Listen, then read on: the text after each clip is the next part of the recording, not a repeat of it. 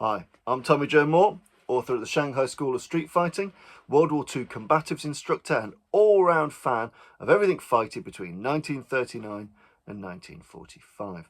And I've been very kindly asked by Naval Military Press, an organisation that publishes a phenomenal array of military material that if you like my channel, if you like this kind of stuff, you'll be a big fan of all their work. And they've asked me to have a look at something rather interesting.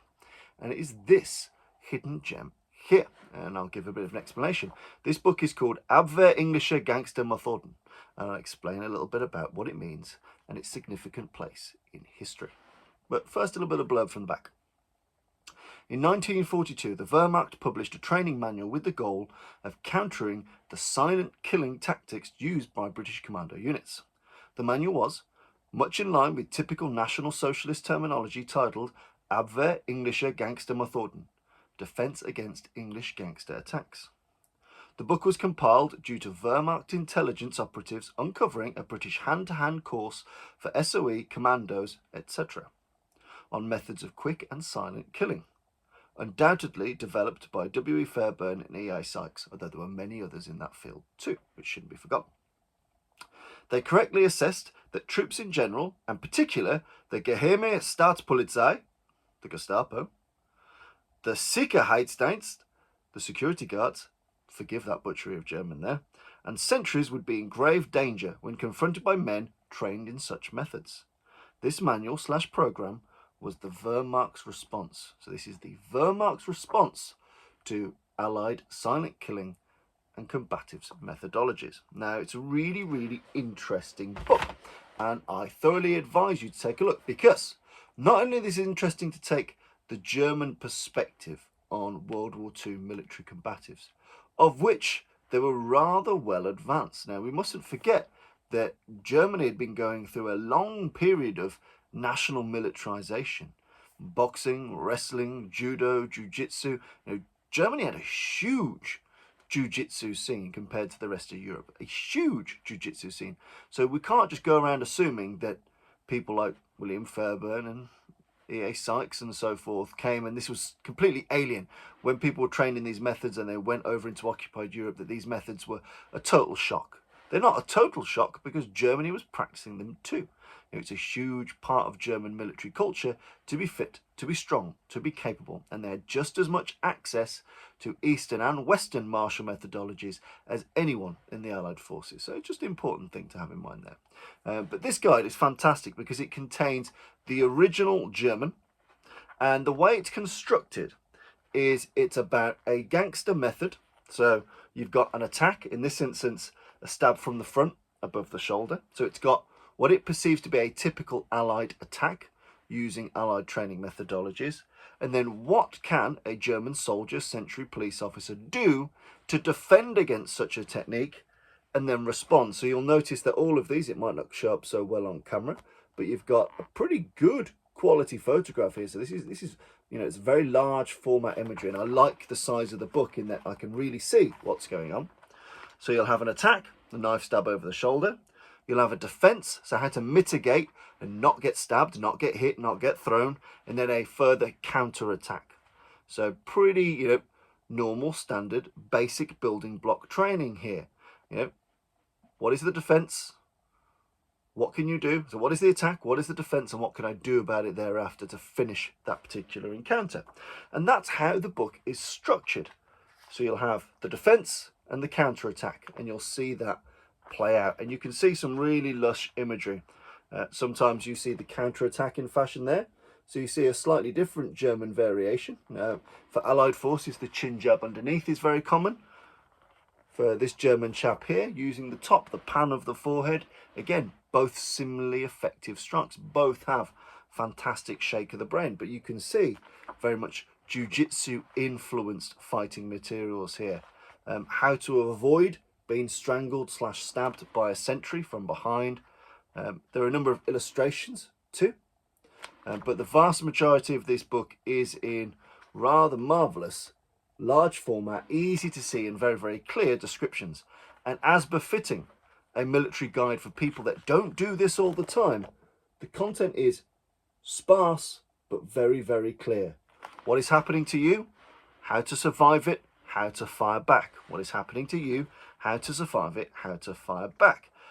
I'll give one endemic explanation. So you can see here that obviously it is noted that edge of hand blows, chops, are very common to World War II combatives materials. So the attack is the deadly knife hand hit to the temple. This is something which the perception is that this will likely be an incoming blow that you will face if you're facing someone trained in the West. And you can see it here under the philtrum, and you can see it into the neck, of course. So they've clocked on that this is a very common trained attack, and this would be very, very accurate if you look at the vast majority of World War II combatives footage. Chin jabs, these, and edge of hand blows, these are phenomenally common and endemic. Whether you're training in the US, the UK, Canada, in Asia, wherever you are, there were very endemic techniques for the time. So the German countermeasure, as you can see here, is all about understanding that if strikes are coming here and here, having a defensive posture like so, framing up, and you'll see this in modern combatives too, being able to frame up and take things from the front, guard from the front, one-handed or two-handed, as you'll see in this guide, are good countermeasures following which you can counter-attack. So you can see, rather rare images here. So the man's trying to land an edge of hand blow, and not only has he passively defended like so, he's stepped offline, he's jammed, and you'll see things like that in many modern military combatives too. So stepping aside, jamming with both hands, because the opponent should always assume is larger, stronger, fitter. Boom, stepping offline, and then countering with your own edge of hand techniques. So it's a rather interesting book. There's some comedy ones in here as well. I don't think they thought there was comedy, but I do. Such as attacks to the eyes like so. You can guess what defense is incoming. Yep, the old boom, gotcha. So there's stuff like that in there, but I would say on the whole, this is a rather serious, hard-hitting military combatives manual, looking at defences against the bayonet, the knife, the pistol, all specifically designed for combating the West's predominant curriculum, which for the vast majority of people would have been a Fairbairn-inspired curriculum. Although, as I said, there were many others too doing brilliant work.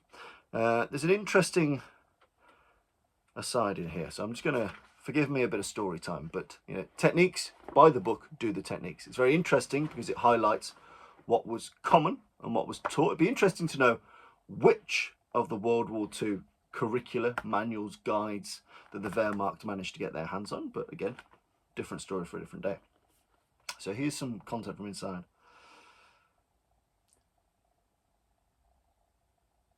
The German Wehrmacht captured a hand-to-hand combat manual published for English sabotage training. The guide deals with the hitherto unknown English attack method of silent killing. The purpose of this type of English attack is to surprise sentries with the aim of killing the enemy as quickly as possible. After all, prisoners are a burden. That's me, not them. That's them, not me. Though, probably something I'd say too. If circumstances allow, kill the prisoner first, as this makes it much easier to search him. No holds barred here. The concept of silent killing was previously unknown to the German Wehrmacht. I don't know, if you ask Belgium, maybe they'll disagree. By challenging the basest instinct of the subhuman, this manual teaches how to incapacitate or even kill a human in an instant by strangling, slashing the eyes, kicking the head and other sensitive parts of the body and breaking the spine. And so the manual goes on to look at different attack types, defences and counters against knife stabs, pistol attacks, bayonet attacks, and unarmed defences and counter-attacks to chokeholds, grappling, specifically knife hand strikes and hand strikes in general. And what's really great is that you can see this in the original German and in the translation too. So you Germans out there, you can get a feel. You'll probably have an old kind of PDF version of this, but it's really important to get your hands on something that's high quality like this volume. So it's got the German instructions and it's got the English instructions, and again you can very much tell that this is a military manual because of its layout. It's very clear, it's very Spartan in 2 columns. X happens, therefore you do Y, resulting in Z. It's a very, very clear instructional piece. It even mentions in here, let's see if I can find it.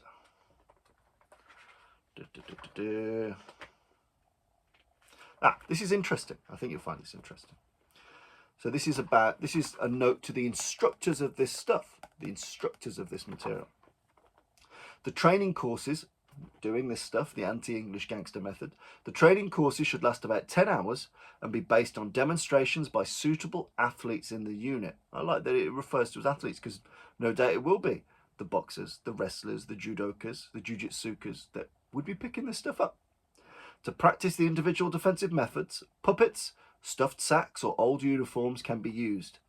Each hour of exercise starts with gymnastics, beginning with loosening exercises. The participants must be kept in constant motion. Each strength exercise must be followed by a relaxation exercise. So, and it moves on. It moves on to talk about different things. It even talks about things like this. Next, practice hardening the knife edges of your hand against table edges and strengthening your fingertips by drumming on hard objects. So again, it talks about conditioning. It talks about grip strength and the power of the fingers, because once you strike in, often in these old combative systems, it's about striking and gripping, seizing, tearing. All of these things really do matter, because if your strikes haven't been successful, you can guarantee you're going to be grappling, and so you want that digit strength in there. So it's interesting that it devises its curriculum at about 10 hours, which I would say is maybe even slightly longer than the majority of candidates that they might have faced in SOE or commando training, although this does vary depending on where you are, who you are, and what you're doing. But 10 hours is a significant period of time to devote to training. And that it's led by athletes that should know what they're doing combatively anyway, so they're already on balance, they know how to project strength, they know how to project force, they don't need to be taught these things. And that it's designed around the core curriculum and combating the core curriculum of things like the SOE and the commando training that you might have had in Northern Scotland, in Camp X, and in many other places around the world. So I find this a phenomenally unique document, because it showcases the training pedagogy of the opposition. It showcases what they perceive to be the most common and recurring threats from Allied trained forces, such as the edge of hand blow, such as the knife assassinations, and it's put concerted effort into drilling quite common sense and fair counters to those techniques. I would say that lots of this material is rather good, and you could make this apply today. So it's a really interesting guide, full of beautiful images, really clear. It offers you in English and in German, and I'd say that if you want a holistic view of World War II combatives, if you want a holistic view of how people trained and the opposition they trained against, then it would be very wise of you to get yourself over to Naval Military Press and get yourself this rather excellent volume. And I have to say, one of the things outside of the content, which is marvelous, the production values, the quality of the photography, how clear and beautiful and large it is, which is fantastic if you're a training person like me. World War II combatives tends to fall into those that read and those that do. I'm firmly in the camp of those that do. I want to drill this stuff, play with this stuff, experiment with this stuff. So if you're in that camp, you will really love the quality of the photography here. So get your hands via Naval Military Press, and I'll put the links wherever you can find this. Abwehr Englischer Gangstermethoden, Defense Against British Gangster Methods and Silent Killing. Get your hands on this piece of World War II combatives treasure wherever you can.